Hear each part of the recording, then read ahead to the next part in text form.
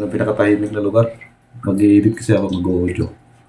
So, kwento ko lang kunti siguro yung yung huling customer namin kanina.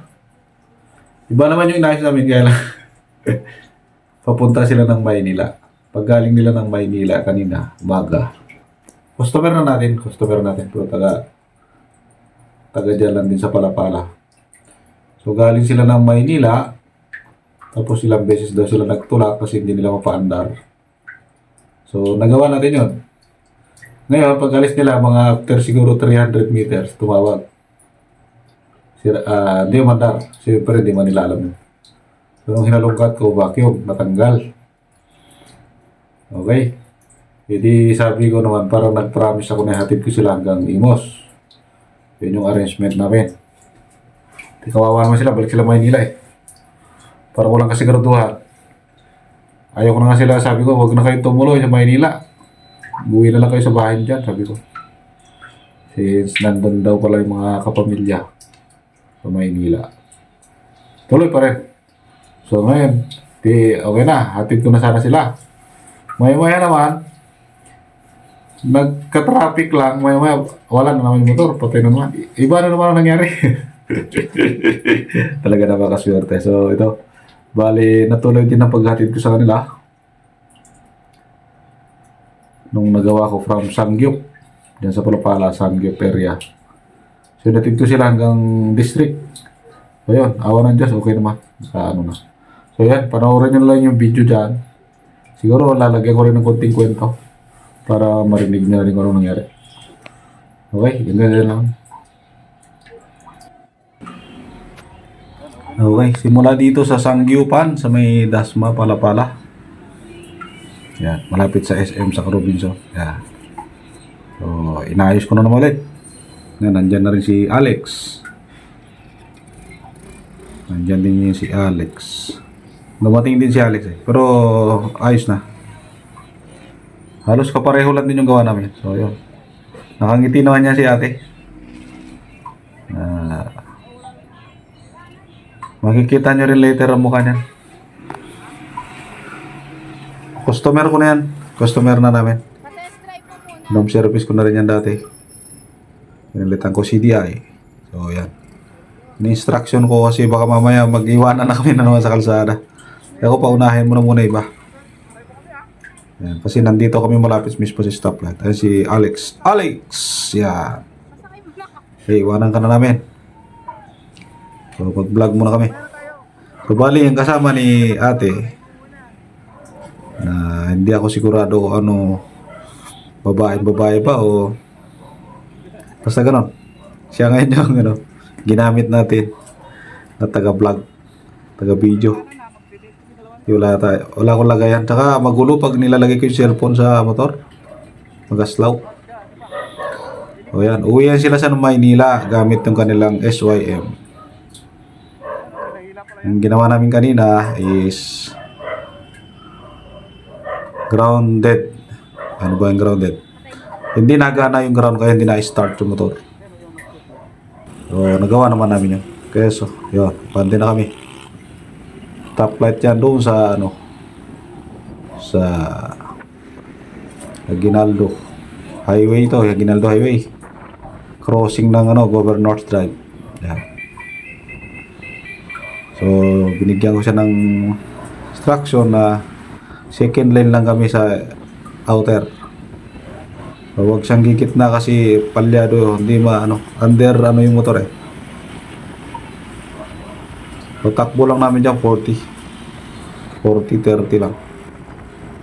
Pinapakiramdaman muna namin yung kanyang motor. So, ayos naman, magaling naman siya mag-motor eh.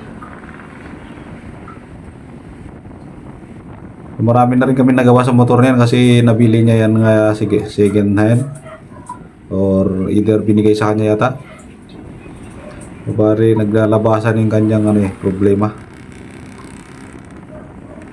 So nandito na kami sa tapat ng lampas ng Phoenix. Kung nakikita niyo sa highway ng Aguinaldo from Palapala, Phoenix. Pababa na yan dyan sa overpass ng Ayan, mahaba-haba rin kunti yan. So So yan, kita nyo naman, smooth naman yung takbo ng motor. So pareho sila na hindi marunong mag-kick. Ayun ang pinaka problema. Yung kick, kahit maganda yung motor sa kick, hindi nila mai-kick. Kasi ito nagbibideo na kasama niya, hindi rin marunong mag-kick. Tinuruan pa namin, tinuruan. Kaya kailangan talaga nila yung starter. So yan. In-extend natin asistansi sa Cross na kami magandang dyan sa customer may na si Ma'am ano yun, Larissa. San Agustin area yun, San Agustin. Mga ibang lugar dyan sa ano, alam ko. Papunta kami ng Imos niyan. Papuntang Maynila, galing Palapala. Okay. So siyempre, pag may kasama tayo, hindi tayo pwede mauna. Tsaka kung anong instruction. Kasi kung inunahan ko yan, mauna na ako. May iwan yan. Okay. So yung pinakamagandang nangyari dyan na yan. Nasa ulo ngayon nilagay yung cellphone. So, first time ko nga makipag ganyan. Bihira nangyayari sa akin. Okay. So mapapanood nyo ito sa YouTube at Facebook. Upload ko ito mamaya. Ayan. Kaya dito tayo nasa loob tayo ng CR. Ito na lang pinakatahimik na lugar pag ganitong oras. Unang-una sa labas, maingay yung aso, pusa, tapos may drama pa yung kapitbahay. Magandang babae si ate. Si Ate Larissa. Smiling face pa yan. Ayun. Bumilis na takbo niya. So dyan, lampas na kami sa papuntang bayan. Stoplight pala sa ano yan, sa Snake Road yan. Papunta na kami dyan sa Walter, malapit. Papuntang Walter na. Yan, smooth na takbo ni SYM. Scooter siya yan na SYM. Yan. Larissa. Si Ate Larissa ay tubong Waray. Yan. Yung nagbibideo, tinanong ko pangalan, ang pangalan niya daw ay Bu. Wag na lang daw ulitin, sabi niya. Bu, sabi niya. Okay, pagka-cross na kami ng Walter. Yung crossing na malaking kalsada niya, yung mag-cross sa Kadiwa. Inunahan ko siya ng konti kasi ayaw niyang pumasok sana doon sa lane na yan. Ayon sa instruction na outer lang kami. Napakaluwag, kaya sabi ko dito tayo. Nakatawid na nga kami dyan. Ito, nagpaalala din yung kasama niya. Nag-uusap pala kami tungkol sa Gusalina.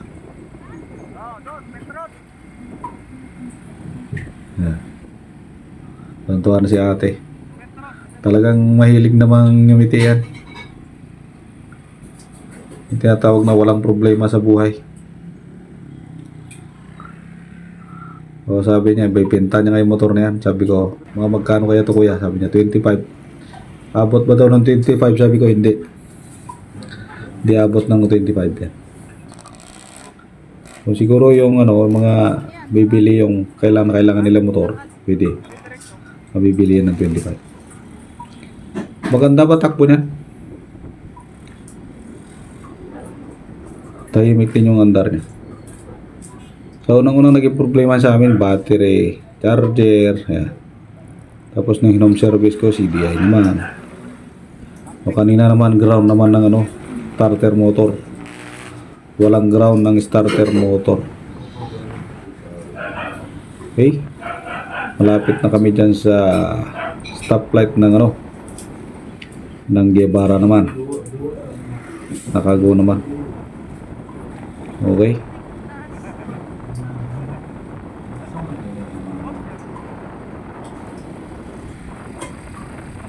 Yan, lampas na kami. Pupuntang Meralco na yan.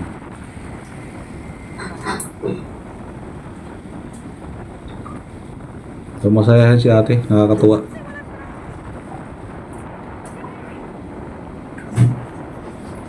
Okay. So yan. Sa ngalan ng Diyos Ama, ayos na yung motor niya. At makakauwi na sigurado ako. So sabi ko, hanggang imos lang talaga ako. Kung may problema yung motor nila ulit, magka-problema, iwanan na lang muna nila. I-safe lang, ilagay sa safe na area. Pero ang naging problema lang naman tong huli, yung vacuum natatanggal. Hindi ko alam paano nangyari. Hindi naman namin nahawakan nung kanina. Siguro delaying tactics, big sabihin kapangyarihan ng Panginoon na kailangan matanggal lang mo yun kasi para hindi nila maabot yung mga bagay na hindi maganda. So yan, tuloy-tuloy na kami. So naghahanap kami na ngayon ng gusalinahan dyan. So papunta na kami yan nasa Letran. Tapat na malapit na sa Letran yan. Sa Letran.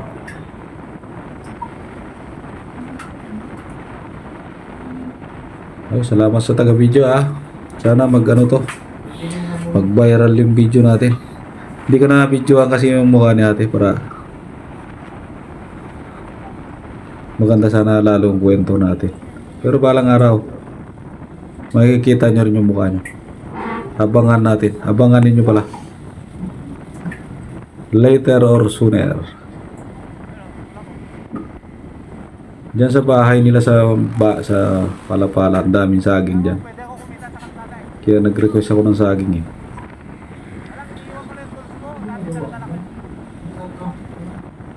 Yan, tuloy-tuloy kami pero naghahanap kami ng gusalinahan. Kasi sabi nitong kasama niya, wala na raw gusalina yan. Okay, sana nagustuhan nyo, no? So, don't forget to like, share, and subscribe to our YouTube or follow to our Facebook page or Facebook. So, ganyan natin kamahal ang ating mga customer. So, maaga yata yung nasabi ko kanina. Anong lugar pala to? Siya tumaga yata yung binigay ko na.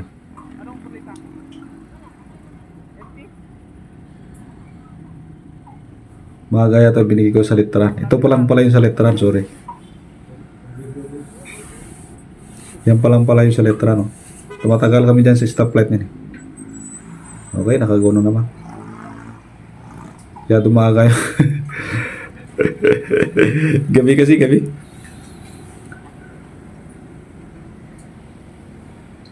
Okay.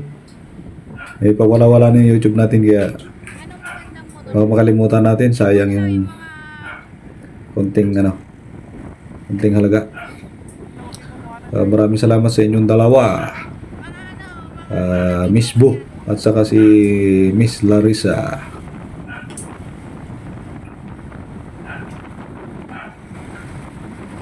Mas madaling pakisamahan ng tao talaga pag masayahin, no?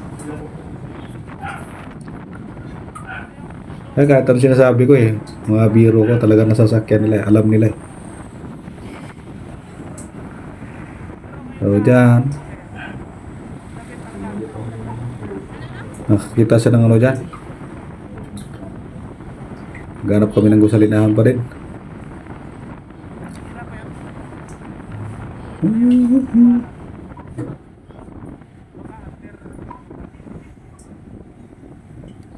Yeah. So, dyan na kami naghiwalay sa may gusalinahan, malapit sa district. So, ibang klase yung pangalan ng gusalinahan.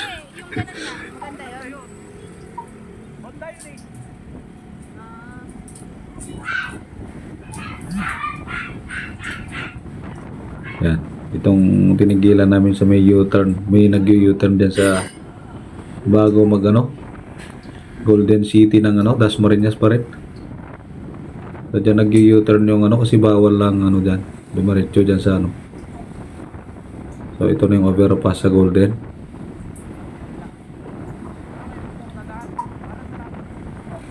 Mababa video natin for the first time na maka-video natin.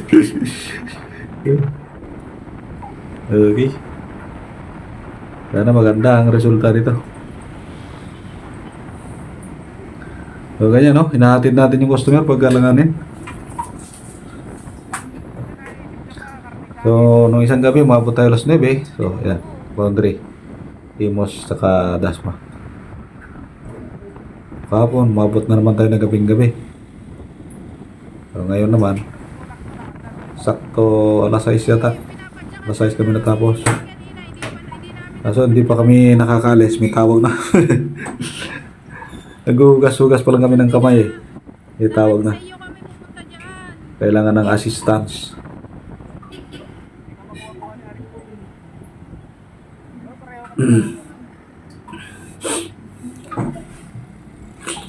Sana nagustuhan nyo po, no?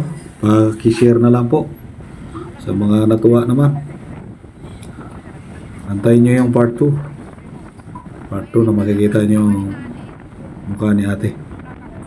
Si Ate Larissa, ang magandang babae. Ang magandang babae sa balat ng lupa.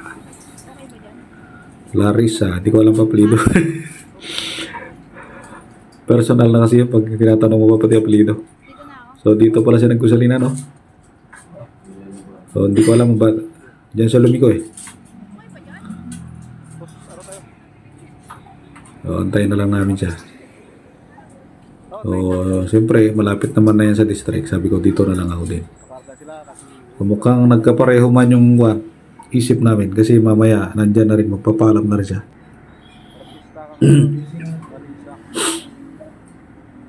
Kinuha ko na yung cellphone kay Miss Bu. Ingat kayo.